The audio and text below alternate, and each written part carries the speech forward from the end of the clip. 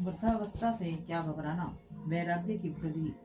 बुढ़ापे में शरीर काम न करता हो, प्रतिकूलता के ढेर लगे हों, सेवा शुश्रूषा करने वाला कोई भी ना हो, तो भी बापू तू घबराना मत, मेरा कोई भी नहीं है, ऐसा सोचकर हताश मत हो जाना। तुम्हारे जीवन पर्यंत के उत्तम संस्कारों की अमूल्य निधि तुम्हारे पास ही है।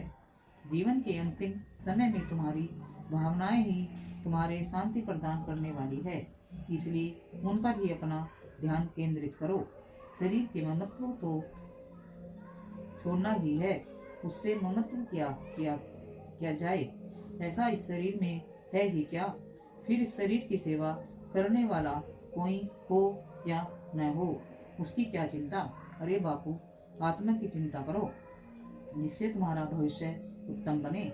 जवानी में भी जो काम न हो सका, उसे सूरवीर होकर अभी कर लो। सूरवीर आत्मा की सूरवीरता को यह शरीर की वृद्धावस्था कोई कमजोर नहीं बना सकती। यदि चलने फिरने में असमर्थ हो गए हो, तो हृदय में ही इन भक्ति करो।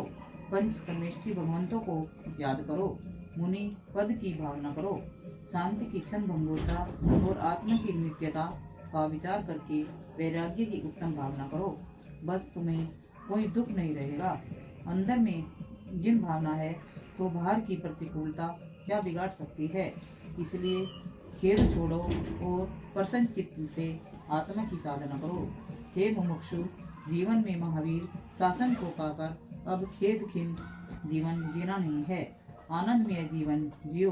अपने जीवन को आनंदमय बनाने के लिए ही तुमने सैकड़ों बार संत पुरुषों के उपदेशों को सुना है, बहुत कुछ पढ़ा है, बहुत कुछ विचारा है।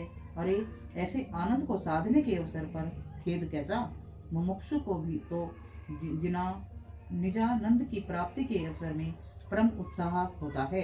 अरे मुमुक्षु, भले ही वृद्ध हो गए हो, तो भी तुम मुमुक्षु ही हो।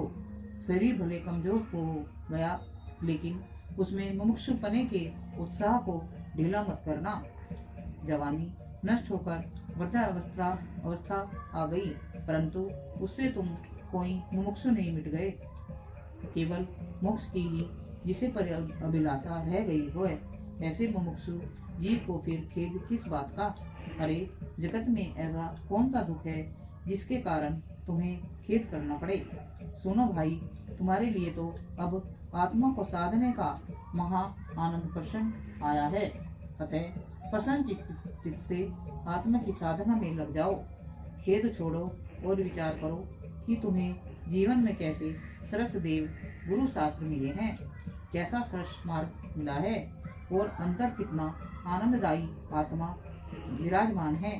जगत में कितना सरस योग मिलने पर फिर खेद करने के लिए क्या रह जाता है। खेद करने की आदत छोड़ो और महान उल्लास के साथ शांत भाव से अपने आनंद धाम भगवान आत्मा की तरफ देखो। तुम्हारा जीवन अपूर्व चैतन्य लाभ से भर जाएगा। परिणामी बिना नहीं रहता। वस्तु की स्थिति सदा एक समान नहीं रहती।